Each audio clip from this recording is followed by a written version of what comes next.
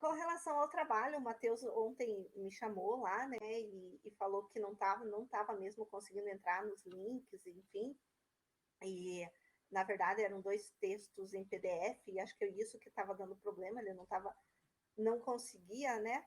E aí eu coloquei, então, no mural da Iônica, dois textos e mais um link que se referem aos 3 artigos do trabalho, e coloquei também no Clipe Escola.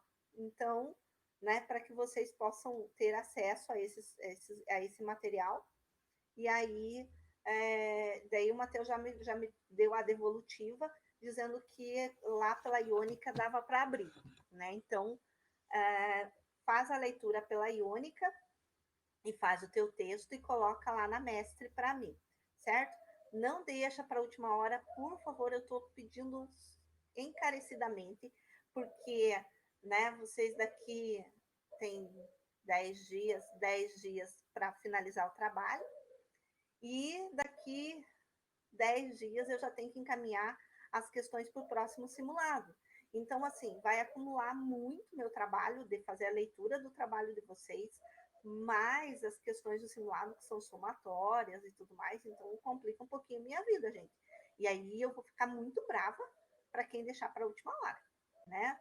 Eu acho que, se eu não me engano, só 3 que me mandaram o trabalho até agora, né? Então, dá uma. São 2 turmas, gente. E aí, de segundo ano, uma turma de terceirão, as turmas de primeiro, as turmas de fundamental, todos eles entregam trabalho também. Então, não deixa para a última hora. Mesmo porque, se você não reparou, eu vou começar a dar tiro já.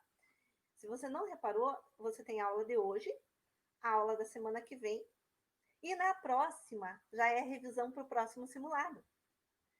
E daí você tem mais uma aula, 2 aulas, e já é a próxima a prova.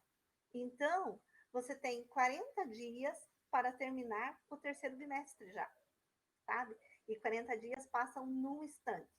Não entendi o que é para fazer no trabalho. Na verdade, você vai contextualizar. Então, os 3 textos, ele fala de período imperial, né, que foi o que a gente está trabalhando ali, o primeiro império, o período regencial, e o que a gente vai trabalhar ainda como segundo reinado. E aí você vai contextualizar, então, o que os textos, que os artigos falam sobre esse período, né, que cada um defende uma característica dos reinados, do período imperial nosso. Então, é isso que eu quero que vocês façam lá no trabalho, tá? Aí ainda qualquer dúvida me chama em particular e a gente vai conversando mais sobre isso. Certo, gente? Tudo bem? Acho que sim. Eu só me perdi um pouquinho. A gente ainda não falou desse assunto Revolução Industrial, né? Porque, na verdade, assim, o que acontece? Eu faço aula aqui online, mas eu faço uma aula adiantada para gravar lá na escola. Daí eu fico perdida se o que eu falei lá na escola, eu já falei para vocês, ou se eu tenho a sequência, mas como na semana passada a gente fez só a revisão, eu acabei me perdendo. Mas é a Revolução Industrial que a gente vai falar hoje, né? A gente não falou disso ainda. Só para eu confirmar. É? Sim ou não? Senão eu vou falar. É o início do capítulo 20, é Revolução Industrial. A gente não falou ainda. Beleza, então tá certo. Então eu não me confundi mesmo, Matheus. Muito obrigada, porque sabe, né, que a gente pode errar aí, sem problema nenhum em errar. O importante é a gente. Cara, a Revolução Industrial é tão gostoso de falar e ao mesmo tempo é tão simples. A apostila 20 ele fala de revoluções na Europa. Então ele vem para a Revolução Industrial, depois ele vai para a Revolução de 30 na França. Ele fala um pouquinho da unificação alemã e da unificação italiana, só contextualizando mesmo, e fala um pouquinho da Comuna de Paris também. Olha, o que cai no nosso simulado agora? Ele vai cair um pouquinho de período regencial, né, que a gente viu e não cobrou ainda. Isso, porque o primeiro reinado a gente cobrou no primeiro simulado. Então, o segundo simulado vai falar do período regencial, e ele vai falar um pouquinho aqui até a Revolução de 30, né, 1830. Mas aí eu vou marcando para vocês na apostila depois até onde que vai. Ele não é todo a apostila 20 no segundo simulado, né? Porque ele pega um pedaço da apostila 19. Então, ele é ali o período regencial, para quem já gosta de ir estudando. Isso é o que cai já no segundo simulado. E esse pedacinho de Revolução Industrial e a Revolução de 1830 é o que cai, então, no segundo simulado. O que tiver para frente cai na prova daí, né? Para a gente estar bem localizado e bem repartido para estudar, certo? Eu vou liberar os microfones, caso alguém queira falar, apesar de que eu sei que vocês não falam com a gente, deixam a gente sozinho aqui falando, né? Mas estou liberando aqui, tá? Então, é o que a gente vem ali. Revolução Industrial. Sabe que eu fiz uns áudios para a turma do EJA sobre Revolução Industrial, que eles também estão trabalhando isso, mas assim, em 3 minutos eu acho que eu falei alguns contextos da Revolução Industrial, porque como é áudio por WhatsApp, então não dá para você ficar falando, né, com eles. E a turma do EJA não gosta de ter aula por Meet, eles não têm... eles têm algumas dificuldades sociais e tecnológicas para a gente poder trabalhar com isso. Né? Até agora, olhando os slides de vocês, acho que eu vou passar os slides também para eles poderem ter alguma coisa a mais. Mas vamos lá. Né? A Revolução Industrial ela vai trazer várias transformações, né? Então, ela vai trazer para a sociedade transformações sociais, econômicas e tecnológicas. Bom, eu vou falando ali, daí a gente vai pontuando, tá? Que fatores levaram a Revolução Industrial a acontecer na Inglaterra especificamente, né? Primeiro, que a Inglaterra ela era uma grande potência comercial desde a era de ouro da Rainha Elizabeth e tudo mais. Ela tinha influência em várias colônias, tanto que aqui na colônia portuguesa ela teve várias participações que a gente viu, desde a Guerra Cisplatina, na própria independência do Brasil, ela teve né, essa participação. Desde a vinda da família real ao Brasil, também a Inglaterra teve participação, ou seja, a Inglaterra sempre participou muito, né? Ela teve a interferência, que a gente chama, nas colônias, e mais especificamente aqui na colônia portuguesa, que hoje é o Brasil. Nós assinamos aqui, a colônia acabou assinando esse tratado de Methuen, né? Onde se comprometia a comprar tecidos da Inglaterra. Por que comprar tecidos da Inglaterra? Porque o maior carro comandante da Revolução Industrial na Inglaterra foi o surgimento de indústrias têxteis, né? Então, a Inglaterra ela tinha como colônia ali, a princípio, as colônias norte-americanas, que eram fabricantes de algodão. Esse algodão, a matéria-prima, então, era encaminhada para a metrópole Inglaterra, e isso fez com que a Inglaterra, então, se desenvolvesse como indústria têxtil. E aí o Tratado de Methuen, né, dizia, então, que o Império Português, portanto, todas as colônias portuguesas também comprariam tecidos da Inglaterra. Olha que já começa, então, a despontar capital, né, dinheiro para a Inglaterra. Aí, assim, aliado a isso, a gente vai ter a pirataria da Inglaterra, né? Então, a Inglaterra era uma grande marinha, mercante e tudo mais, já fazia comércios, aquela coisa toda, mas a Inglaterra também financiava piratas, né? Então, até tem algumas situações ali naquele Piratas do Caribe, que você consegue perceber bem, né, que a marinha inglesa, né, ela estava a serviço, né, e existia também os piratas que estavam a serviço da marinha inglesa. Então você percebe alguns bem sutis, né, alguns fatos bem sutis no Piratas do Caribe, mas que mostram então que a Inglaterra tinha essa pirataria, e com isso ela lucrava bastante. Aliado a isso, a gente vai ter a burguesia. Então, aconteceu lá a Revolução Gloriosa, né, na qual a burguesia agora ela faz parte do parlamento, na Câmara dos Comuns, e ela vai agora fazer leis que beneficiem. Aí, aliado a isso, a gente teve lá o cercamento, o surgimento da gentry, enfim, há um surgimento de uma classe social que tem bastante dinheiro. E esse dinheiro acumulado vai fazer com que eles comecem a investir em novas tecnologias, em novas formas de produção, que não é a produção artesanal, né? Porque a produção artesanal ela demora a cada produto a ser fabricado, e a gente tem que lembrar assim que a produção artesanal, o artesão ele faz todo o processo de produção, né? Desde a compra da matéria-prima até o produto final, e é ele que vende o seu trabalho. Então, essa burguesia agora, esse capital acumulado dessa burguesia, vai fazer investimentos. Eles vão começar a contratar, então eles alugam, por exemplo, uma sala, contratam vários artesãos, e para dar uma velocidade a essa produção a partir de agora, não é que cada artesão vai fazer a produção inteira, então cada artesão vai fazer uma parte da produção.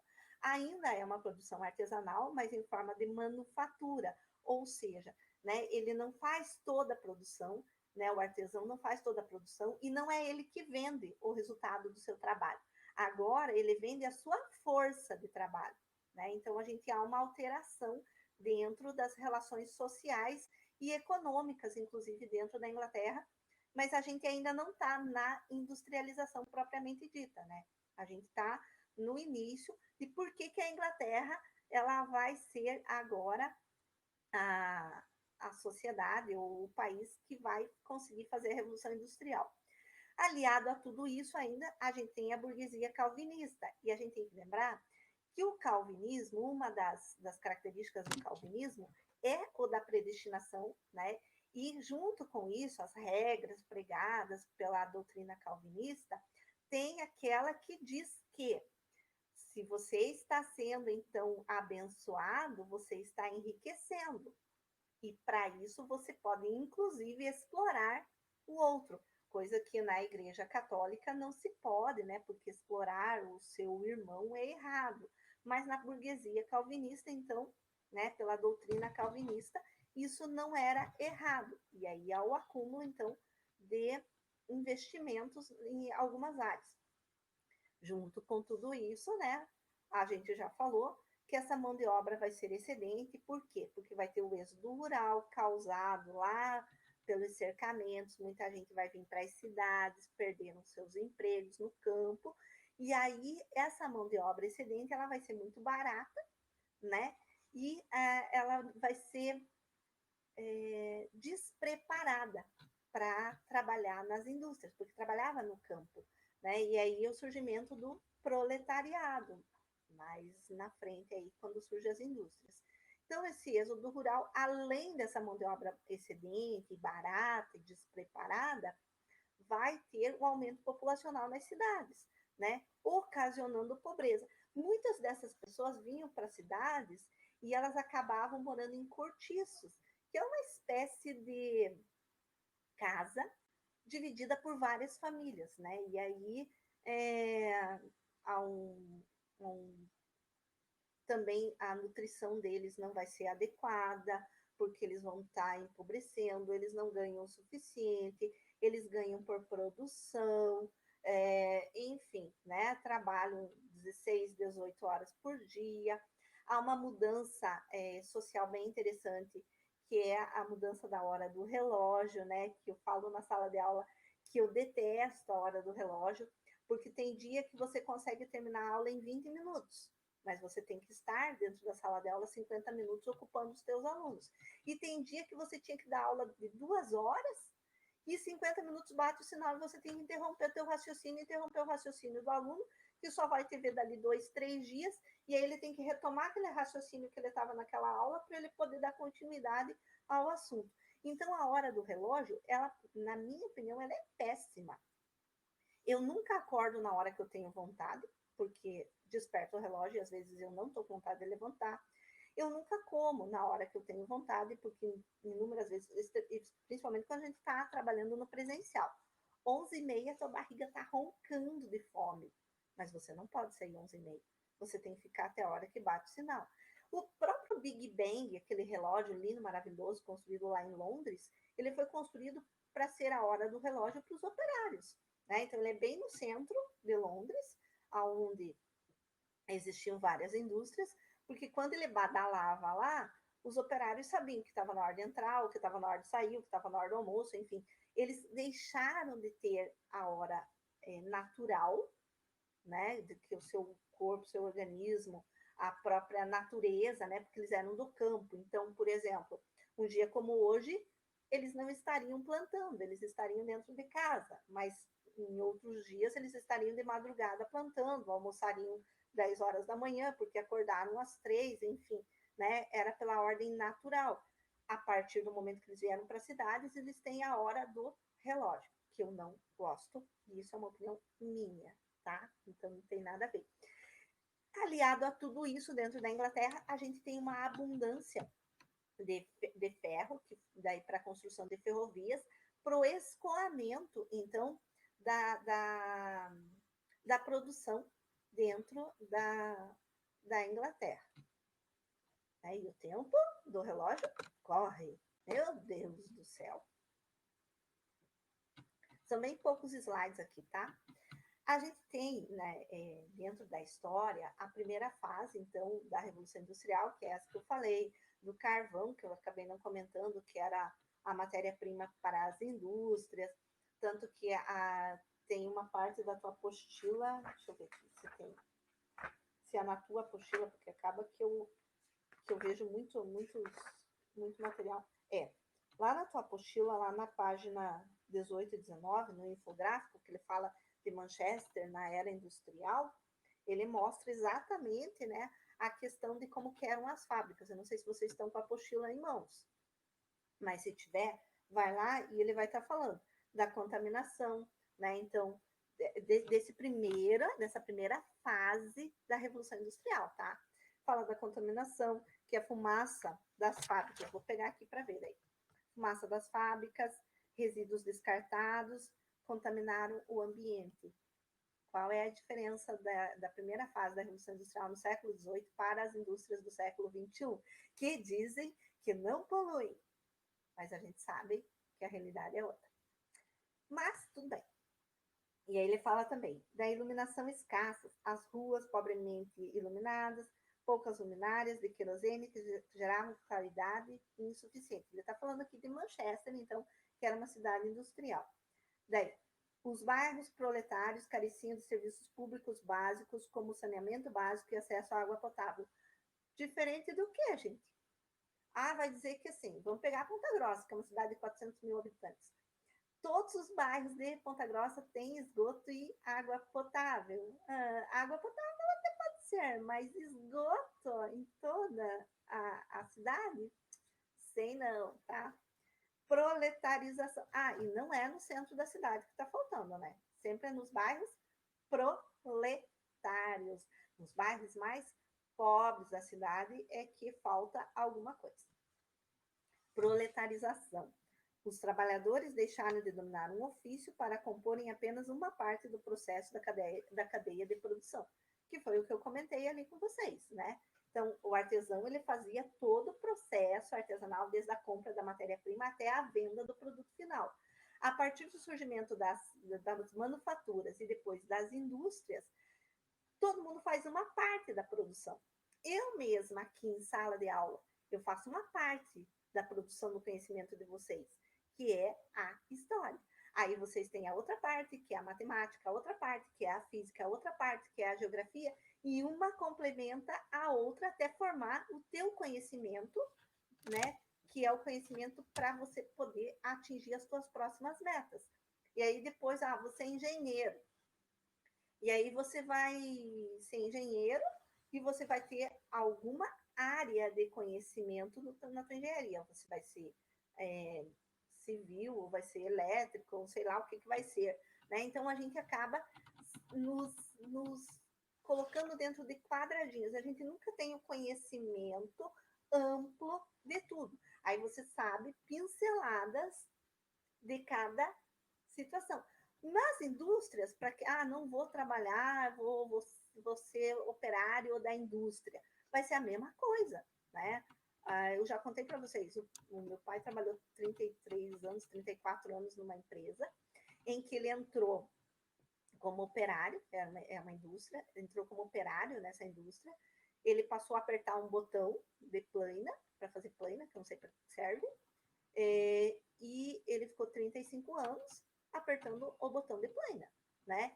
E aí, a partir da década de 90, 80, a partir da década de 80, né, do século passado, do século 20, exigiu-se os EPIs, né, os equipamentos de proteção individual e tal, só que ele já estava surdo, por causa do barulho, né, ele trabalhava lá desde a década de 60, quer dizer, 20 anos depois agora vão exigir os EPIs, ele já estava surdo, e aí ele não queria usar, e aí era a briga com o patrão dele. Mas é interessante porque ele passou a vida fazendo a mesma coisa, né? E aí, assim, o conhecimento dele sobre isso é amplo, o conhecimento dele sobre outras coisas é limitado, né? Assim como nós na nossa vida adulta. Então, o único momento em que você tem conhecimento amplo das coisas é enquanto você está em fase escolar. Depois você se limita a situações. E aí, voltando à nossa proletarização, é isso que acontece com os artesãos. Eles sabiam fazer tudo e depois eles foram se limitando a aprender algo só. E aí ele fala ali também, né, da questão do recurso do rio ali, enfim, né, que é bem interessante, os armazéns, e o Algodonópolis, que era a ideia lá da situação em Manchester, né, que é aquela cidade inglesa lá. E aí, como eu disse, historicamente, então, a Revolução Industrial é dividida em fases, e essa primeira fase que eu falei, então, e que normalmente cai em processos seletivos é a primeira fase, a segunda fase é muito raro ele cair, mas é bacana a gente saber. Né? Então, a primeira fase ela vai se estender até 1900, a partir de então ela começa a segunda fase. O ferro das ferrovias, eles são substituídos pelo aço, agora surge o aço para as máquinas, surge o aço para os produtos, né? O próprio armamento, né? A partir de 1900 vai surgir muito armamento, vai surgir os carros, enfim, né? Por causa do conhecimento agora e da manipulação do aço, que é muito mais fácil de se manipular, muito mais leve do que o próprio ferro. Então, essa é a nova fase. E a revolução, ela se estende por outros países do continente. E aí vem a ideia da França, Alemanha, Itália também estarem se industrializando e começando a competir com a Inglaterra na industrialização. Aliado a isso, surgem os grupos que são interessantes, né? Que a gente fala de cartéis e trustes, e tem a holding também, que eu não coloquei, mas que são formas em que as indústrias, em que os capitalistas se identificam, né, dentro da economia. E aí a gente tem os cartéis, né? Empresas do mesmo ramo com o objetivo de determinar preços. Quando eu falo disso, gente, às vezes me criticam, mas para mim, eu vejo os postos de gasolina como cartéis. Sabe que no Brasil é proibido ter cartel, né? Isso. Então, o que acontece? Por que eu digo isso?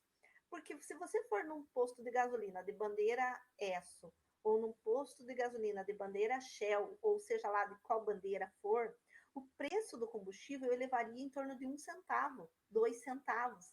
E aí eu fico me perguntando assim: você tem troco de 1 centavo?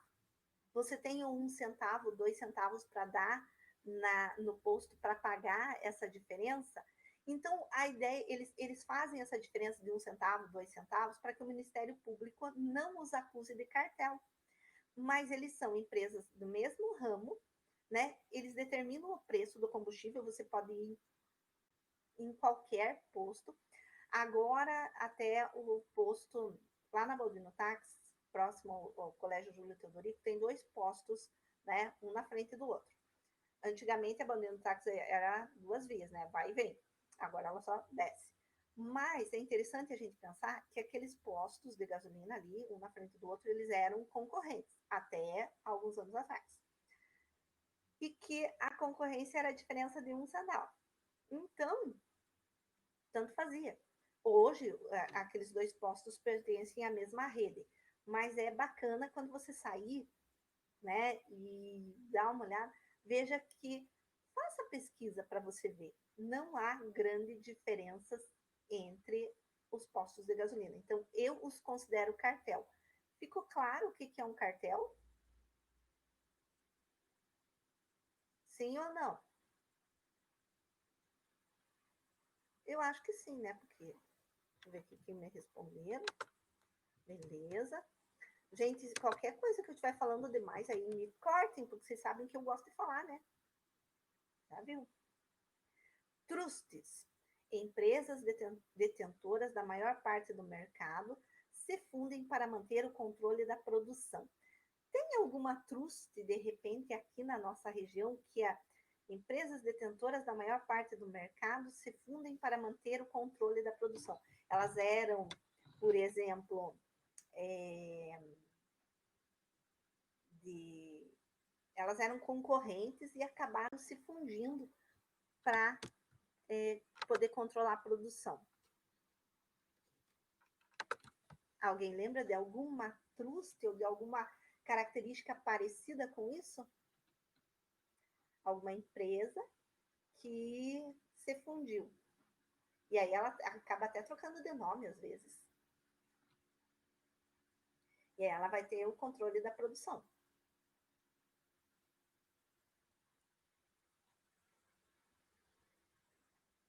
Você já foi no mercado, por exemplo, e reparou nas letrinhas miúdas do sabonete e da pasta de dente?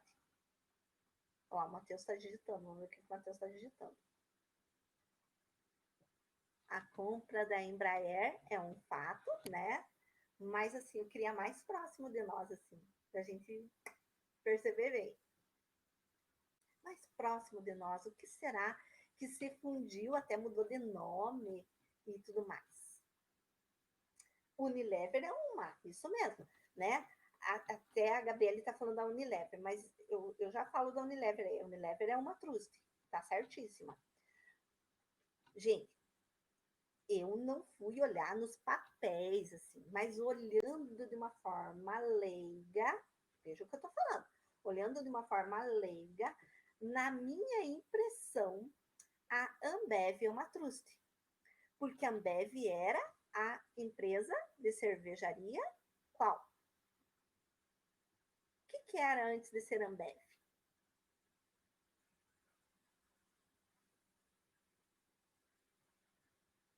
Vai. Que a Heineken é uma coisa, a Ambev é outra.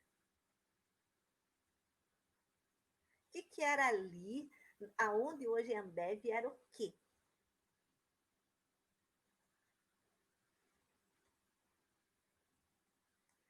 A indústria de cerveja Kaiser, gente.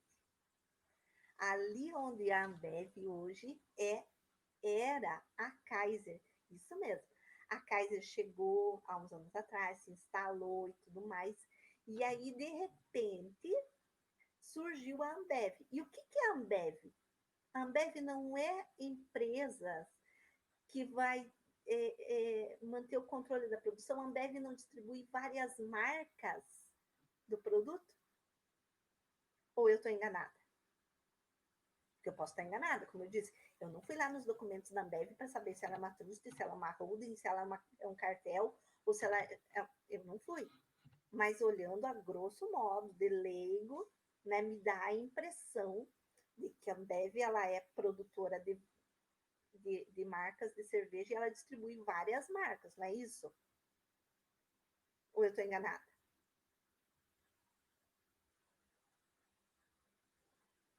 Eu também entendo a Ambev como isso. E aí eu vejo, então, a Ambev como uma trust. E aí lá a Gabriele falou da Unilever. A Unilever já foi GC Lever, gente, né? E aí, se você olhar, por exemplo, o shampoo Palmolive e o shampoo Dove, se eu não me engano, aí tem que olhar bem direitinho lá. Mas se eu não me engano, o shampoo Palmolive, que é um shampoo popular, e o shampoo Dove, que é um pouquinho mais caro, os dois são da Unilever.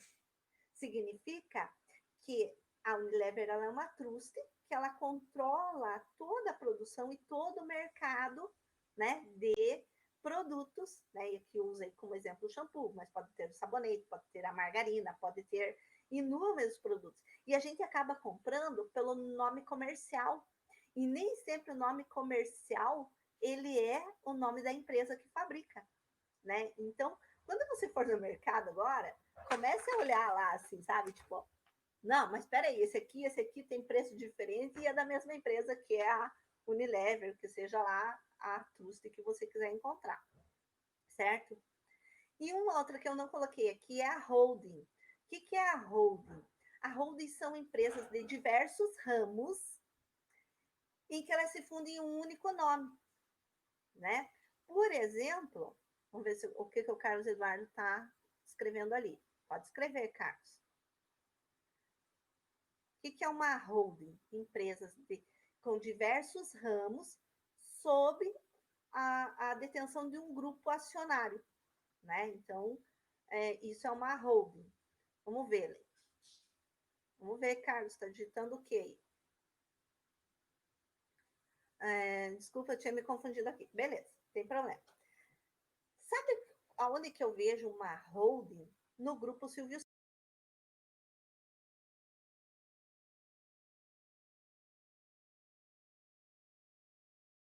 o SBT. O Grupo Silvio Santos detém a Telecena. O Grupo Silvio Santos detém o Baú, o carnê do Baú. São várias empresas, perfume, comunicação, né, venda de produtos e tudo mais. Ele detém vários ramos sob o grupo acionário, que é o Grupo Silvio Santos, certo? Para mim, e aí eu volto a dizer, olhando de uma forma leiga, eu não fui lá ver os documentos do Grupo Silvio Santos para ver se realmente é, mas a impressão que me dá é que o Silvio Santos ele faz parte de uma holding, né? Então são formas que os capitalistas se colocam dentro da sociedade, ou em cartel, que no Brasil é proibido, ou em truste, ou em holding. São as formas que eles se colocam. Ficou ok isso, gente? Para quem fez aula comigo lá no nono ano, né? Já lembrou, porque a gente trabalhou isso lá no nono ano também.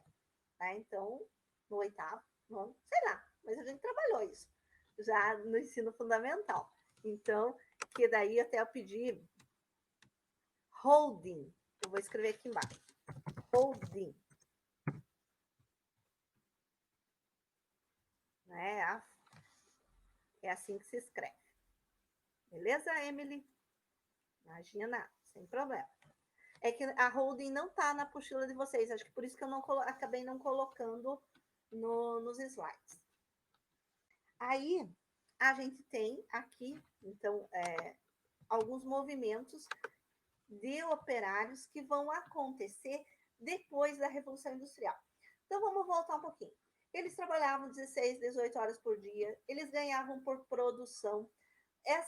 Esse ganho por produção fez com que a esposa tivesse que ir trabalhar também para complementar a renda, visto que só o marido não conseguia sustentar toda a casa. Aí ela vai ter que. Não tinha creche, não tinha escolinha, não tinha essas coisas lá no século XVIII. Aí ela vai levar as crianças para a fábrica também. Os adolescentes também começam a trabalhar nas indústrias. Esses adolescentes e essas mulheres ganham menos do que o homem, apesar de às vezes produzirem mais. As crianças pequenininhas ali de 4, 5 anos já começam a ajudar, catando lá os restos do algodão nas indústrias. Os bebezinhos ficavam por ali. Muitos adolescentes, porque adolescente tem muito sono, né? Então, muitos desses adolescentes tinham sono nas fábricas. E aí, o gerente da fábrica acabava jogando água gelada. A gente está falando de Inglaterra, né? Então, a Inglaterra, por mais que esteja no verão, sempre vai ser frio. E aí havia muitos maus tratos, e eles estavam, então, insatisfeitos com essa questão. A distribuição de renda ela era desigual, como ela é até hoje, né? Nem sempre o que você produz é o que você consegue comprar. O meu maior exemplo disso é assim, cara, você trabalha numa indústria automobilística, teu maior sonho é conseguir aquele carro que está saindo agora, o último modelo que você está fabricando, mas o teu salário não consegue comprar, mas é você que produz. Então, nesse momento capitalista, nem sempre o que você produz você consegue ter, né? E há uma produção bem acelerada e a troca. O capitalismo ele faz com que você compre coisas desnecessariamente, porque a cada momento sai um.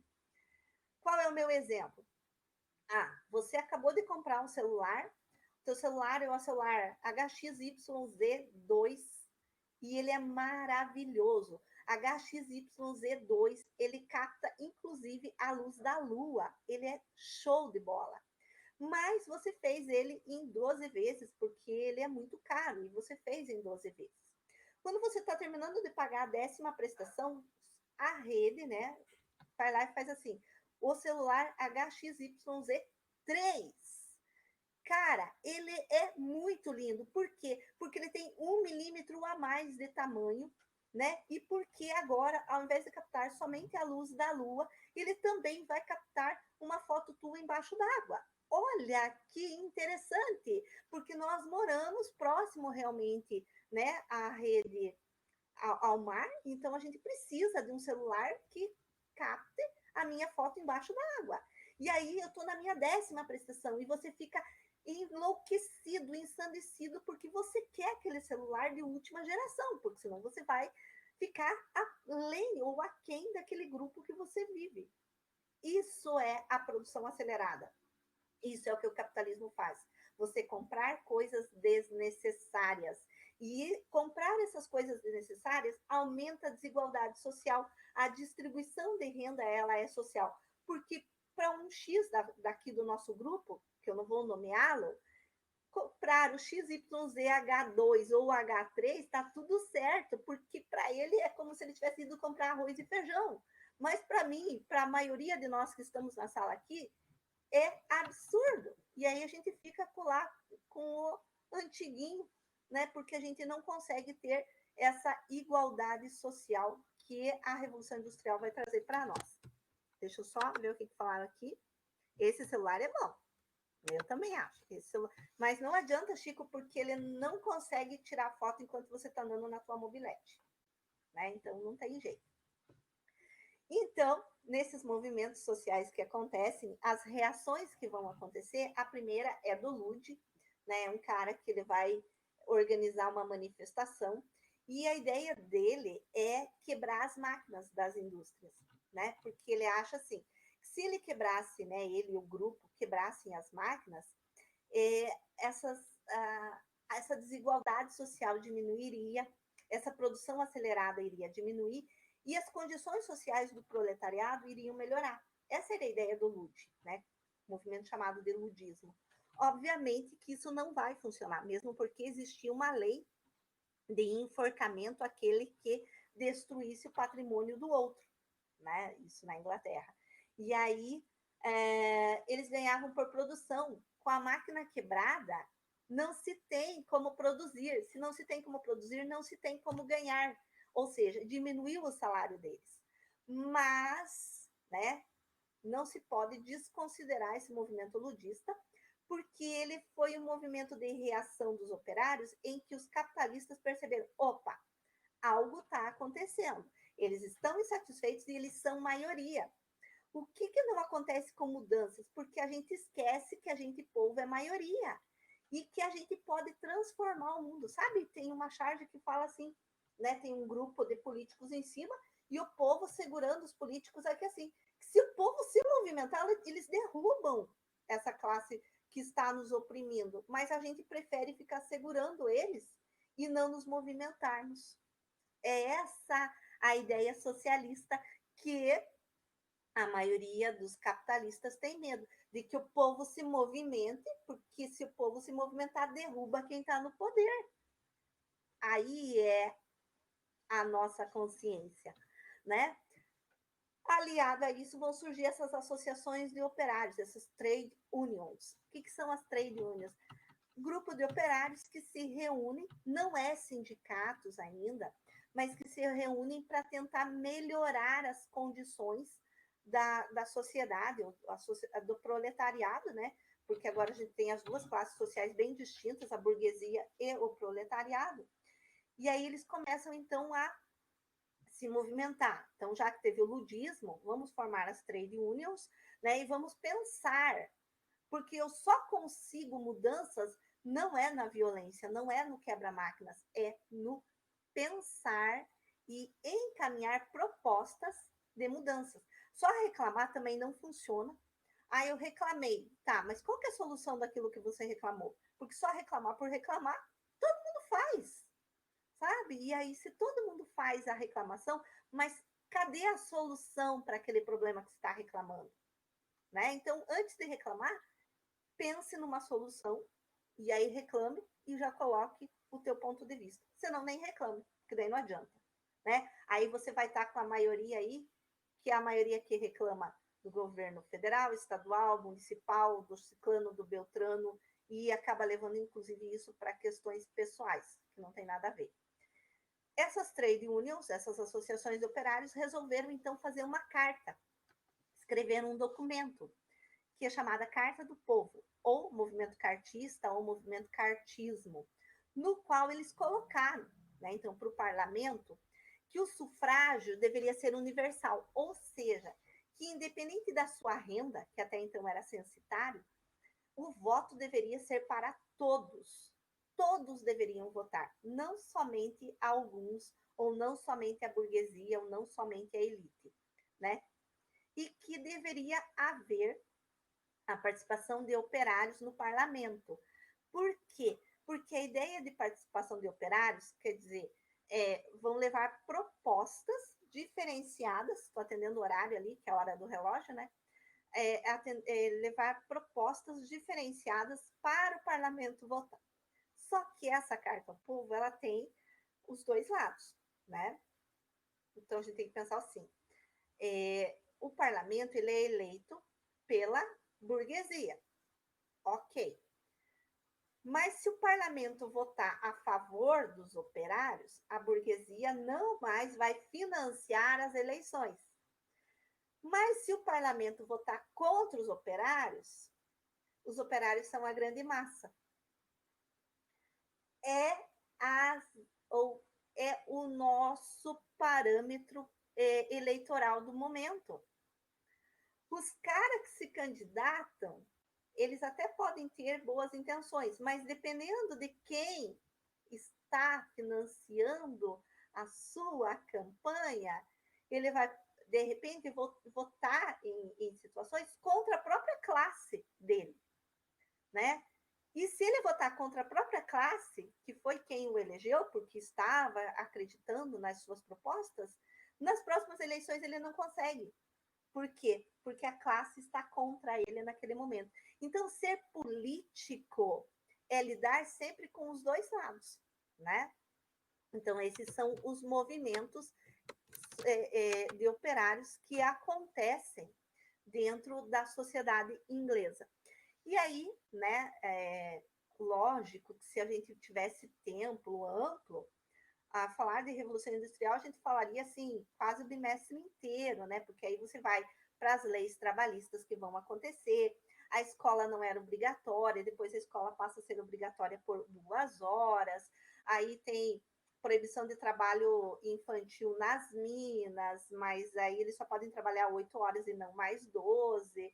Tem algumas coisas assim, até chegar às leis trabalhistas atuais, as quais, inclusive, estão sendo questionadas, né, na nova legislação trabalhista, que já foi, inclusive, aprovada pelo Congresso e que você, adolescente, não vai, né, ter muitos direitos, que complicam um pouquinho a tua vida nesse momento, mas que é fácil de se entender, mas não é fácil de se aceitar, né? Essa que é a grande sacada da reforma trabalhista. Claro que a gente entende que o Brasil está envelhecendo, de que a maioria das pessoas estão se aposentando e que o governo não arrecada a mesma quantidade, né, que arrecadava há anos atrás com os trabalhadores, mas também existe a corrupção, né? E aí o desvio de dinheiro, e aí você não aceita que você vai trabalhar e que não vai conseguir mais usufruir de alguns benefícios, mas é isso que tem para hoje, certo, gente?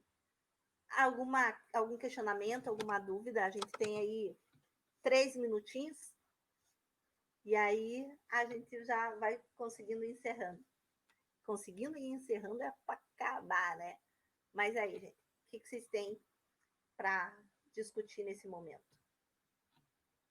Lembrem, o microfone está aberto. Se vocês quiserem falar, também fica legal. Só fico escrevendo ali. Coca-Cola, sabe que eu fico pensando assim, para mim a Coca-Cola é uma truste, porque ela acaba tendo vários produtos, né? De suco a refrigerantes e várias marcas, né, ali, e ela tem o carro-chefe, que é a Coca-Cola, mas eu acho que ela tem características de truste, porque ela acaba controlando grande parte da produção e grande parte do mercado. Mas aí, né? Se eu comprar uma Fanta, o lucro vai para a Coca-Cola. Se eu comprar um suco lá de não sei quanto, vai para a Coca-Cola o lucro. Quer dizer, eu acho que é uma truste, porque eu já pensei dela ser uma holding, mas ela não tem. Ela ficou na área de refrigerantes e sucos, então por isso que eu não encontro ela como uma holding. Eu acho mais uma truste. Acho, né? Como eu disse, olhando leigo. Eu não sou economista para poder ter certeza com relação a isso. BRF também.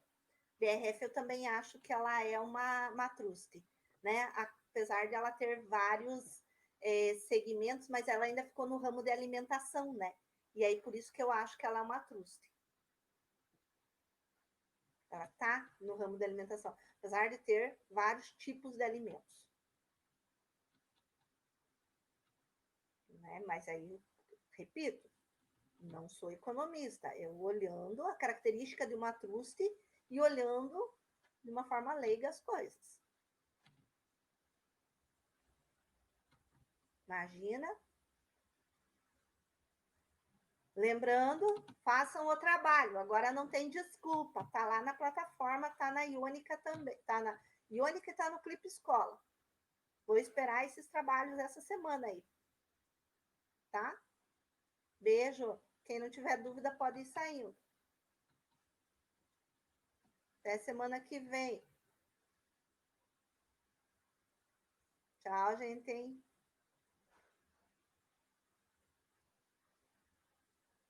Tchauzinho. Até mais. Tchauzinho, tchauzinho. Abraços para vocês também. Cheiro.